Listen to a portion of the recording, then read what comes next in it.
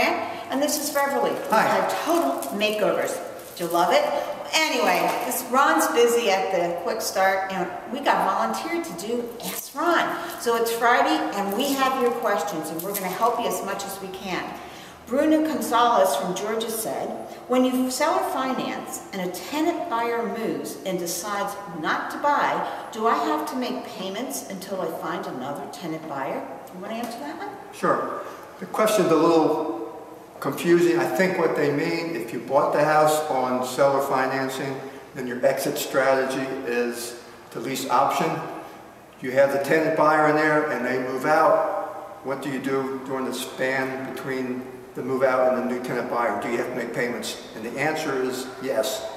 If you bought with owner financing, you're responsible for the payments regardless of whether there's somebody in there or not. If they meant that you option leased the property from the seller or doing a sandwich deal and the tenant buyer moves out, do you still have to continue to make payments? You should. You don't have to if you just want to walk away from the property, but that's not a good idea. You have committed to making the payments, you should just continue to make the payments. And why wouldn't you? For a couple lousy months, you're going to get a new tenant buyer in there with a $10,000 or $15,000 down payment that goes in your pocket, so you would want to keep making the payments.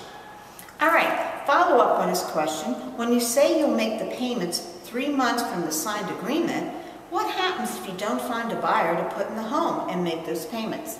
Easy. You can either close the deal and end the deal, or you can ask to renew the deal and do it again. Get another extension of 30, 60, 90 days, but you are not committed, it's in the contract, and you're safe. Derek Claiborne from Maryland asks, when doing an axe deal and the seller is not over leveraged and he wants retail price with a high payment, would you still want a minimum of 10 years? I would say yes, or at least 5 would be minimum, but for your protection of the seller, I would still go for 10 years if possible. If you're doing a sandwich or an axe deal, obviously you're going to get your money and you're going to be out. But to be fair to the new tenant buyer, you want to give them enough time so that they can qualify, that there'll be enough spread there, they can get a good appraisal and be able to make the down payment. So I would still go for a longer term if possible.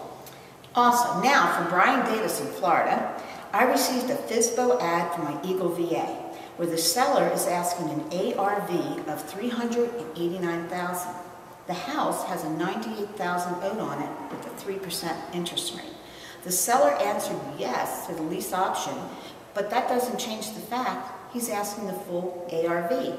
Do you think this is worth following up? Yes.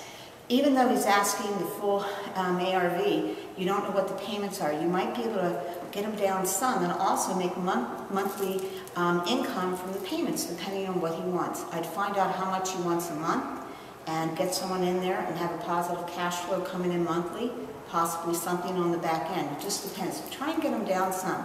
A lot of times you can. Here's another question from Kyle Brunk in Wisconsin. Are there any special requirements for your checkbook LLC compared to a regular LLC? And that would be really a question you should ask your accountant because different states probably have different requirements. But the one thing you do need to do, if you have an LLC and you're able to write checks, checks can only be made to something that pertains to the LLC. You can't write personal checks, you can't do anything that doesn't pertain to the LLC. They call that commingling of funds, and if you do that, you get in a lawsuit, they'll blow that out of the water and you won't have your protection. So check with your accountant. In fact, we just had an accountant go over our whole system and redo it because it wasn't set up properly. So go to your accountant. He knows and how he wants it set up. Robert Coleman from Texas says, I have a lease option deal that I'm planning on holding for 3 or more years, and the contract is signed.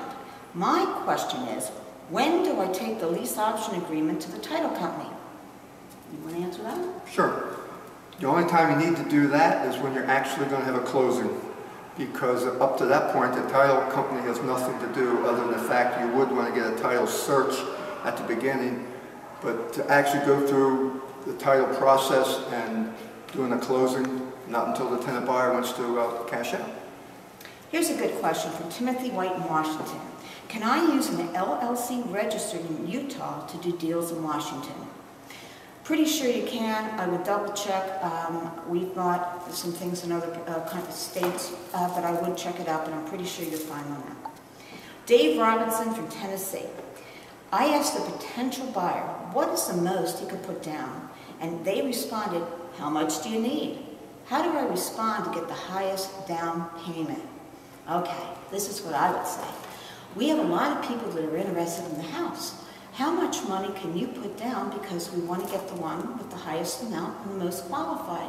So if you wanted to make this house your own, how much could you put down? Don't tell them. They might have more than you think, and let them set the price. Whoever usually sets the price is the one that loses. So make sure that you try and see what they can do and go with that. Well, this is Tom and Cindy from Jacksonville, Florida, giving Ron a break while he's in there talking with Jay Connor. We're having a great time. If you have not been to a Quick Start, you need to come.